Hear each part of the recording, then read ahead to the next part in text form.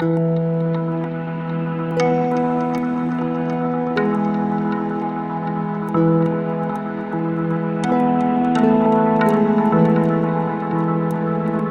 there, this is Mike and you're listening to Feeling Twisty. I'm really glad you're here. One of my favorite talks of Neville's is The Unalloyed. Saying it's my favorite doesn't really convey the profound impact this one lecture has had on me. From the very first time I heard it. Now back then, I was only interested in what Neville calls the law of assumption. I was only focused on the getting of things and becoming somebody different, something different in my life, making changes. And that is wonderful. I talk to many people who have no interest in the promise, which is perfectly all right, as Neville would say. We're here to fulfill desires. And as we do that, as we practice this art of imagining and learn the law of assumption, how to apply that in every area of our life, this awakening that is inevitable starts to happen. We begin that journey. It was later, when I'd heard this lecture again, I noticed how beautifully Neville weaved the promise into it. It really is, for me, a beautiful lecture. There's so much in this. It's so thick with good stuff. There's no way I can touch on everything that I want to in this one episode, not without making it at least an hour long. And this one is heavy with biblical references. And I know many people have no interest in the Bible. They've never read the Bible. They don't care to start reading it now, and that's okay. Whether you've read the Bible or not, to understand what Neville's saying here, you need to understand that the God of Israel that he keeps referring to from the Old Testament is I am. That's God's name. That's what Moses meets on the mountaintop within him. It's just a state. Moses is a state of consciousness in all of us where we begin to awaken, where we learn that the power that we thought was outside of us is really within us as our own awareness of being. Moses' name means to be born, to draw out. And Israel is each one of us.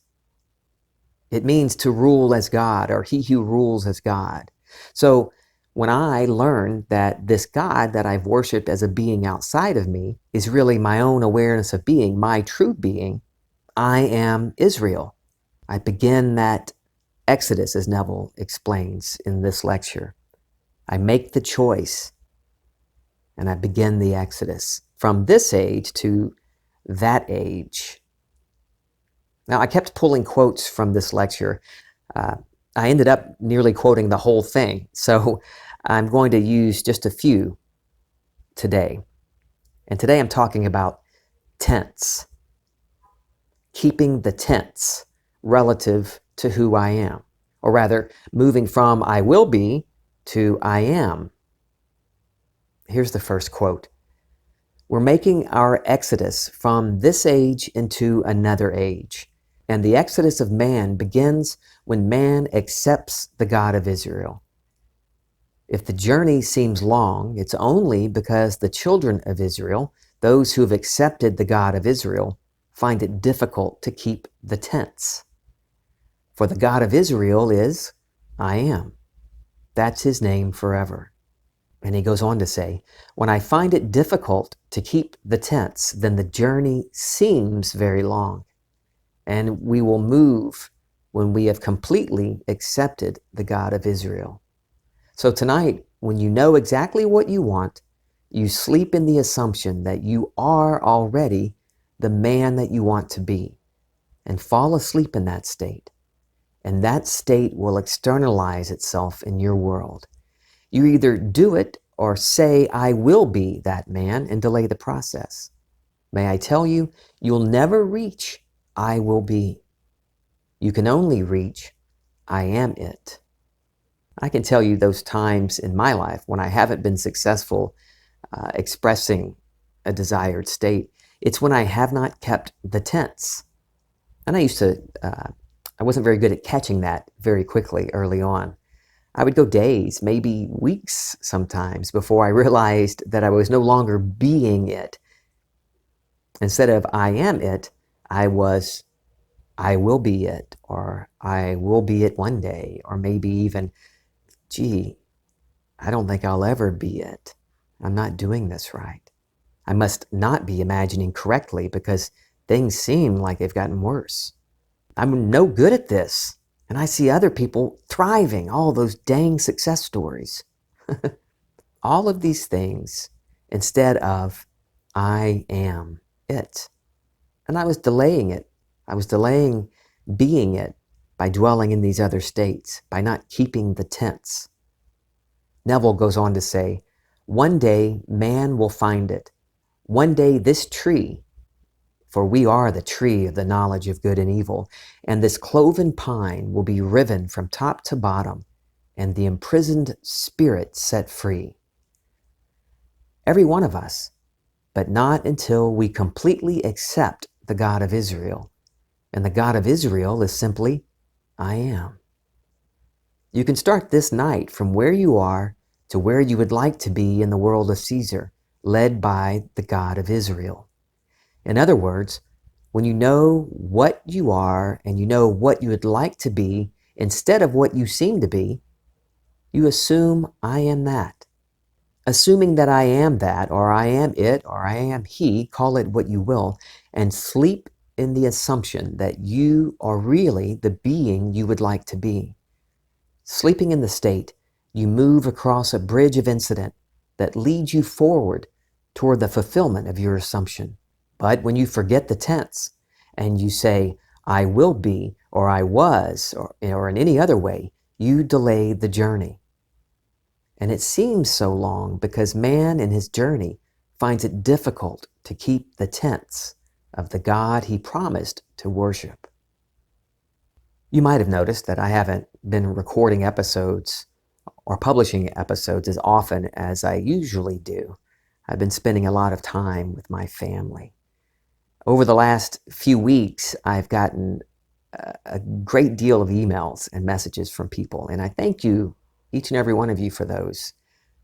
A majority of those messages, although the specifics, the very details were different, they all involved, or most of them involved, a similar theme, a frustration, or if not frustration, a wondering, what am I doing wrong here?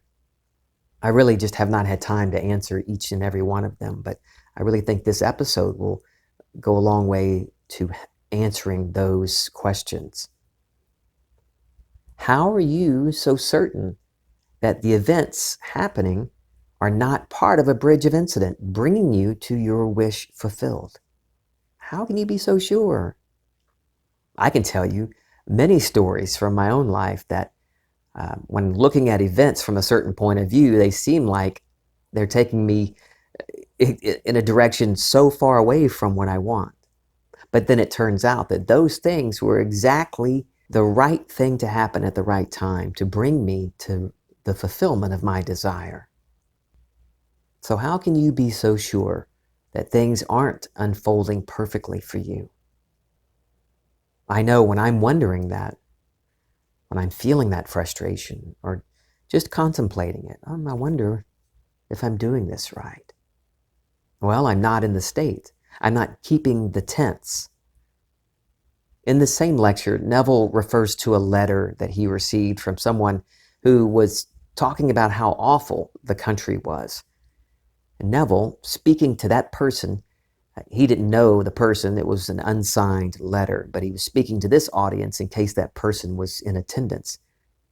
He warned, we are incapable of discussing anything as an object that is independent of imagining on some level or levels.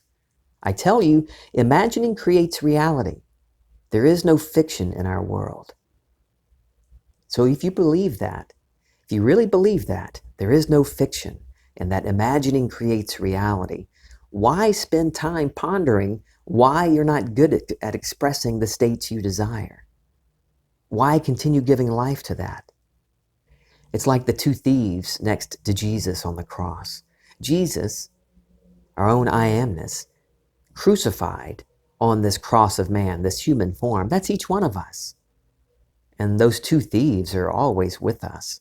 One thief is constantly looking back at yesterday and giving us all kinds of reasons to regret something we did, or get upset or remain upset at something he did or she said.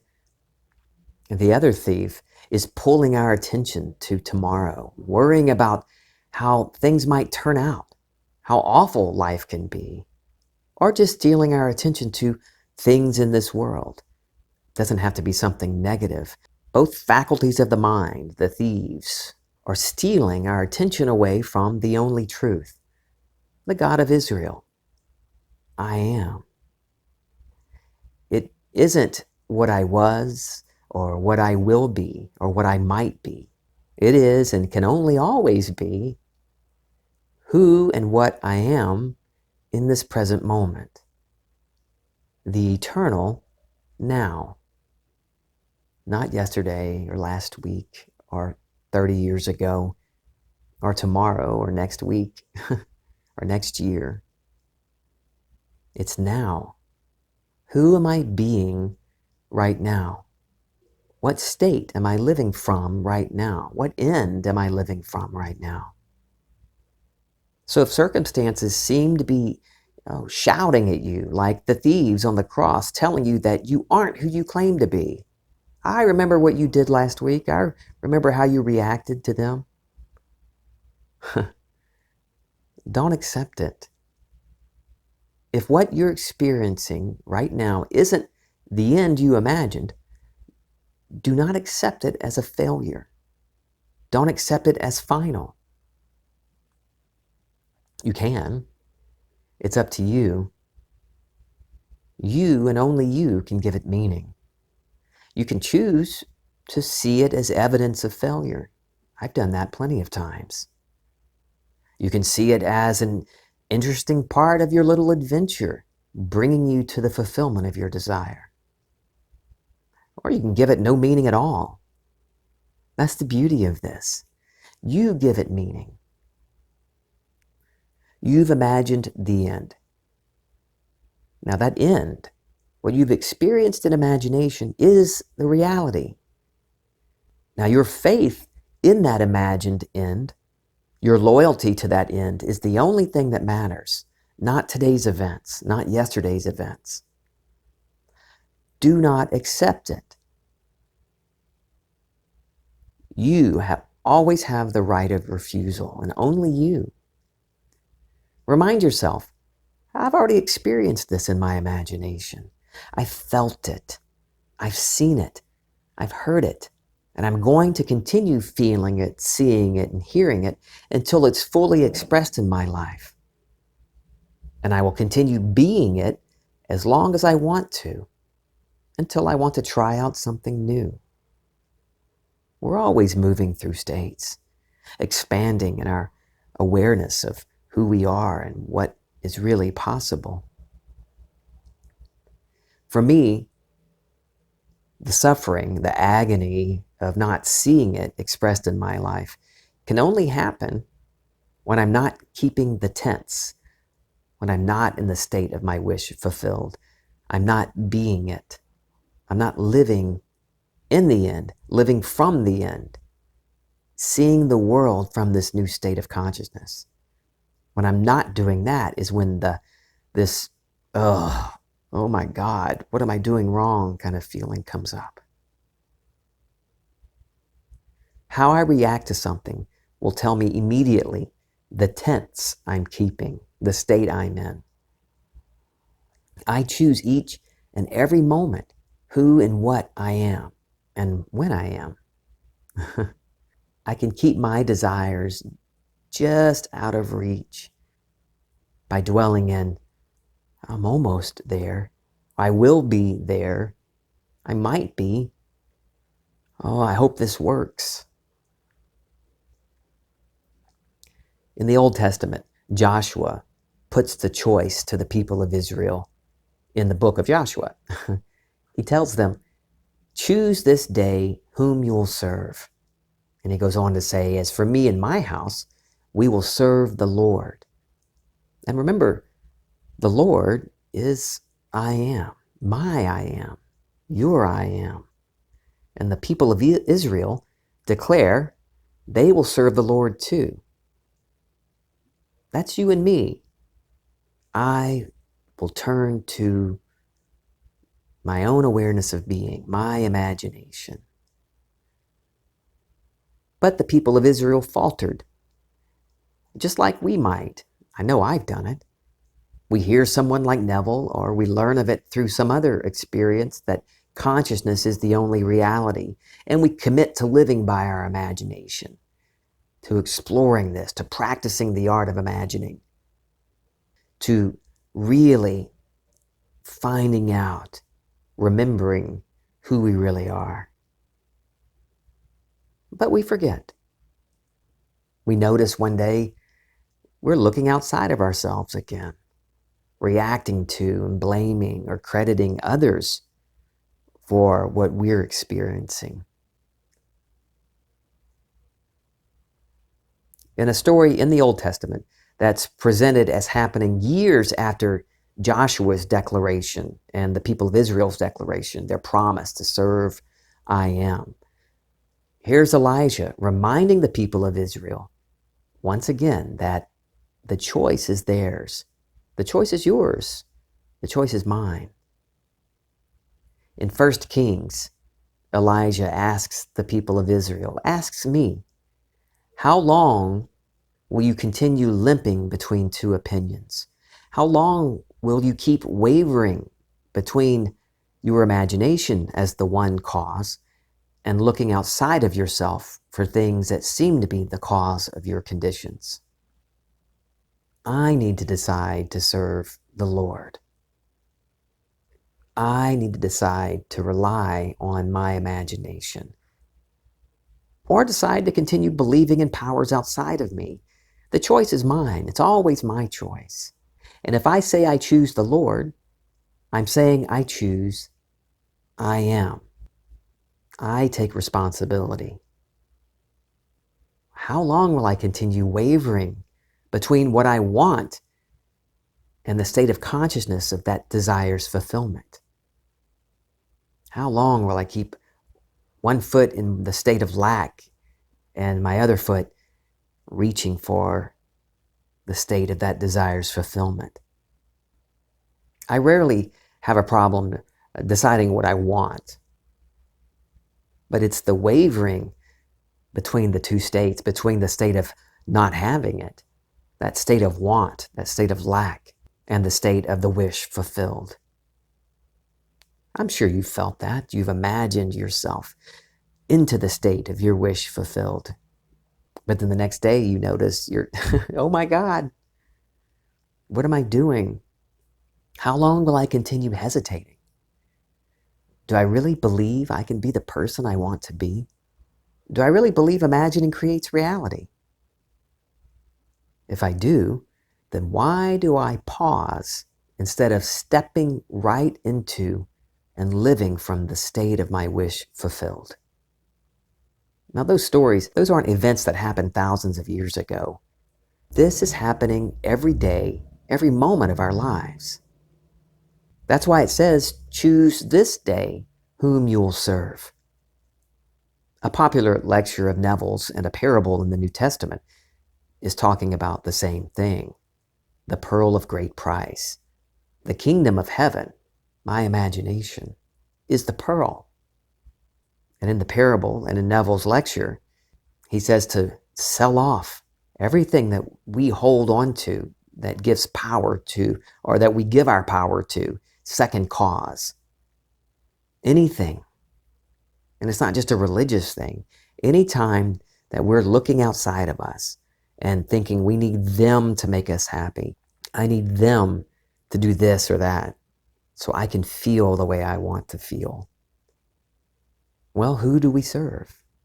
Do I believe imagining creates reality? Do I believe that I am is that I am they're talking about in the Bible? Well, if I do, then why am I still hinging my happiness, my hopes, my dreams on the actions of others? Am I going to continue giving life to maybes and will be's, hope so's? Or am I going to refuse to accept the facts that are before me and step into the state of I am it? It really doesn't matter what technique you use. You can find a different technique for every coach or manifestation teacher out there. What technique did you use to find this episode? There's only one cause, and that's God. God isn't something to be feared or worshiped outside of you. God is I am, my own awareness of being. Imagination. What I am imagining is what I will experience in my life. So what do I choose? Who or what do I choose to be? No matter my choice, it's just a mask, a persona hiding my true self. I get to decide. Only me, and only you. No one can do it for me. I have to choose. If I sit around not choosing, I'll continue letting seeming others do the choosing for me. Who I am is I am. Unconditioned awareness. I'm not anything in particular, but I can be anything. I can attach anything I want to be to I am. In this same lecture, Neville says, I am is the actor, and the assumption is the mask that the actor wears. So you, as the actor, get to decide. You don't have some director telling you what to do, because you're the director too. And you wrote the script. So let go of these ideas of, wondering, do I deserve something like this? Am I asking too much? Come on. I know that. I've done that. I don't deserve this. Ooh, that's too much. Who or what do you choose to be right now? It's up to you. I love you. I'm feeling twisty.